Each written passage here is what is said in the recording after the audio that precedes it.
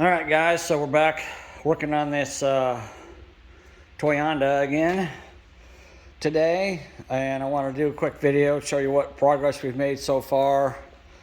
So we got the engine all the way in now. We got the rear motor or transmission mount that's down here. We got that, a new one of those, and got it put in. We got the axles put in, both sides.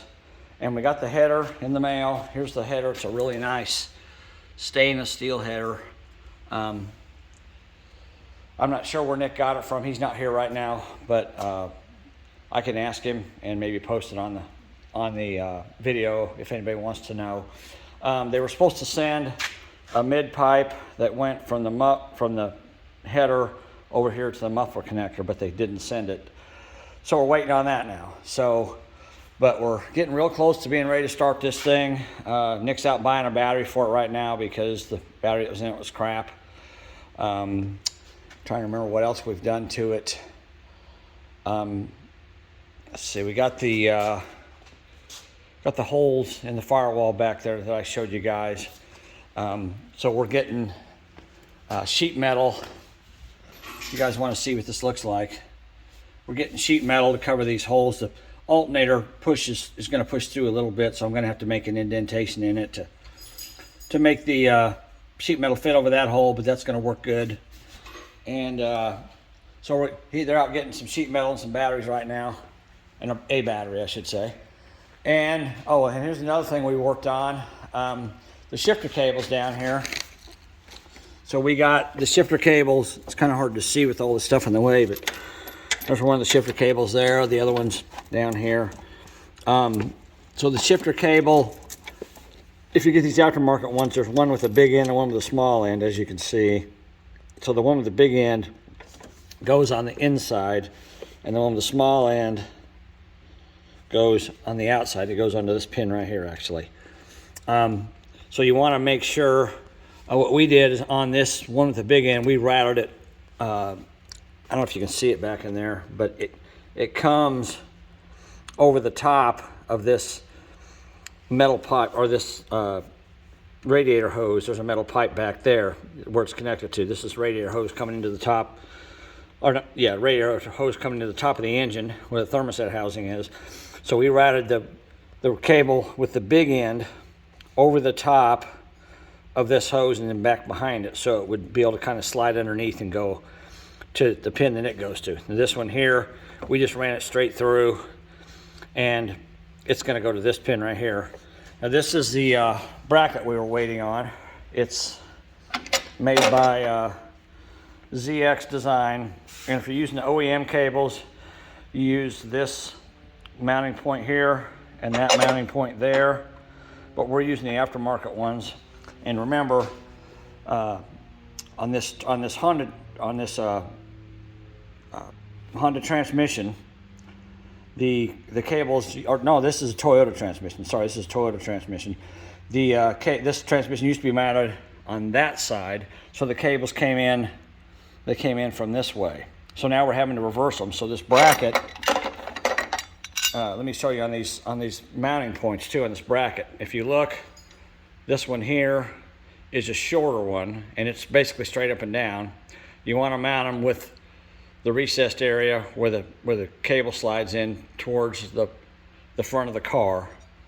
Now this one here, this bracket here, it's angled, so it's kind of critical you put it on the right. And the reason it's angled is because if you look down here, if you can see, so now let me get this cable here out of the way. Hey, gimme. Hold on. All right, so we have a pin here for the big ended cable and a pin here for the small ended cable. But this cable here, this pin here is up quite a ways from this one. So the cable has to come, the bracket mounts back here, so the cable has to come forward and then up. So if you mount this one, you want to make sure you mount this bracket correctly, because it's, like I said, it's angled. So you want the cable to come in from this side where my thumb is, and then go upwards to the pin. So make sure this is the correct orientation for both these brackets for the aftermarket. It says race. You see that it says race. So, you know, if you're using the heavier cables, then this is how that goes. And if you use the lighter cables, you would just basically use the holes in front of those to move them forward a little bit more. So that's how that goes. That's how that's set up. In case you guys need to know that. And then we got the Mem Installation, and I'm not sure if I can get focused in on this or not. It's really small print, but the Mem has a yellow wire, a black wire, a purple wire, a brown wire, a blue wire, and an orange wire. And I'll show you. Here's the Mem. We got it mounted on the side of the ECU with Velcro, so it's got the wires coming off the bottom of it there. You can see those. So the yellow is 12 volt switched wire. So we're going to hook it to the cigarette lighter fuse. The black is ground. And then the rest of the wires, let's see. The purple goes to plug E3 pin 10, and it's a blue wire. And let's see, let's see, Toyota plug, ECU plug. Oh, it's this one here. So it's this one down here. It's one of the plugs that plugs directly into ECU. So you find pin 10 on that, and it should be a blue wire. So you just basically cut the wire and solder the purple wire into it. The brown wire is oil pressure switch, and it's a yellow and red wire, and it's this one. It's under the dash, and this is only if you guys have the Mem, so just understand that. It's under the dash, and it's pin 18. So you find the brown wire, you cut that. And what we actually did,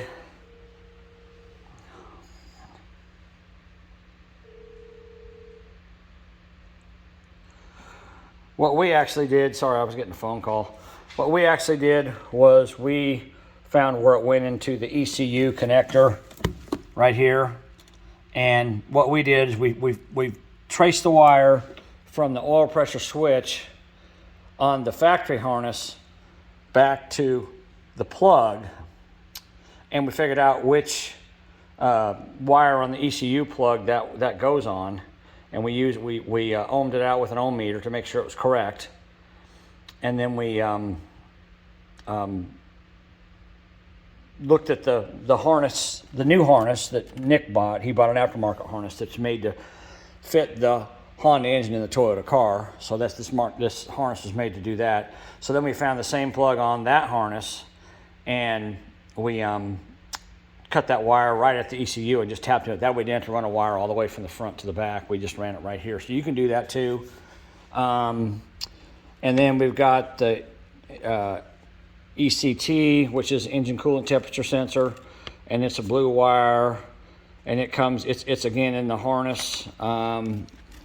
And that one is, I believe, pin 9, or no, it's pin 8. So it's right here, connector B, it's pin 8. So we found that, and that one there, you do not cut it, you tap into it and solder connection. So we tapped into that one. And then the AC trigger, we ran that one, hooked that one. It's just a wire that comes out. It's actually pin 9 right next to pin 8. So that one you cut and you just tap into it. And with the, what color is it? The orange wire. So it's a blue and black wire. So that's what we're doing with that. So yeah, we got the Mem mounted. Let's see. I want to show you guys on the ECU what I've done. So I actually took a couple of the mounts that held the Toyota ECU in place. Like this mount here, it came out and then went back 90 degrees. And I just took a grinder and I notched it there, and I notched on the bottom, and I flattened it out. So that's the stock location where the Toyota ECU bolts, and I just bolted it to the corner of the Honda ECU. And then down here I took a bracket that's kind of odd shaped, and I flattened out one end of it, and then I cut a notch in it with a die grinder, cut a piece out, and I've got it bolted to the factory location here and to the corner again, let me move this, again to the corner down here of the ECU. So, and now the ECU, I mean, I can remove my hand around it. It doesn't move at all. It's solid against there. And we also ran the ground wire from the Mem to the corner of the ECU, and then we ran a wire from the corner of the ECU over to the third mounting point where the original Toyota ECU mounted, and we're using that for a grounding point to ground the case of the ECU. So you want to remember, anytime you mount an ECU, you always want to make sure that the case is grounded just to protect it. That way there's no outside surges or anything that could damage the ECU. So you always want it grounded. I just ran a ground wire, even though it's bolted directly. I ran a ground wire just to be sure that it's got a good solid ground out. So that's what we've done down there with the ECU. So that's ready to go. I think that's about it. We got all the wires hooked up. We're trying to work on the air conditioner, get the lines hooked up on it, and then we've got the O2 sensor, but it goes into the mid pipe, which we don't have. So we got it sitting right there, and it's ready to go as soon as we get the mid pipe. They're supposed to be mailing the mid pipe out. Hopefully we'll get it in the next few days. I don't know if we'll get it before Christmas or not. We'll see. But anyhow, so that's where we're at with it. We're to the point now we're about ready to start it. And of course, when we do that, I will video that, and we'll see how it runs. And it's going to probably sound pretty good with this open header, because that's how we're going to start it up, because that's all we got. So that's where we are at today, and we'll keep working on it, and I'll keep adding these videos. So you guys that are doing this Honda engine and a Toyota swap, then you can kind of see what we're doing here and ask questions, and maybe we can get them answered for you. All right, thanks for watching.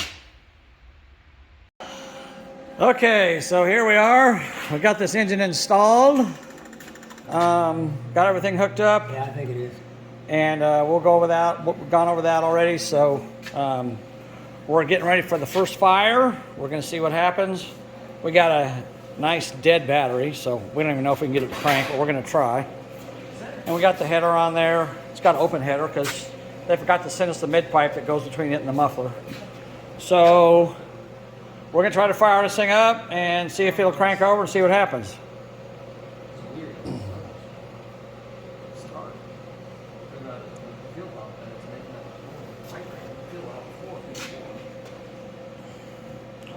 All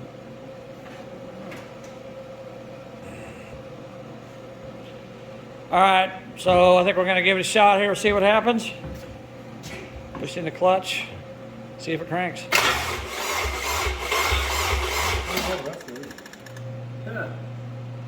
Yeah, that's a pretty wimpy battery. But it's turning over. Yeah, that's good. Cool. Something's right. I'm gonna try it again. Go ahead.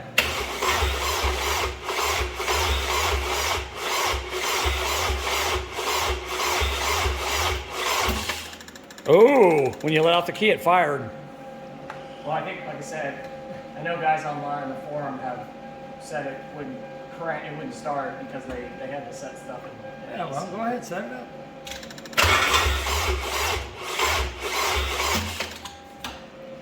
All right, so we gotta make some adjustments with the computer on it. It ain't gonna start. So let's stop for now, and then we'll make some adjustments and see what happens.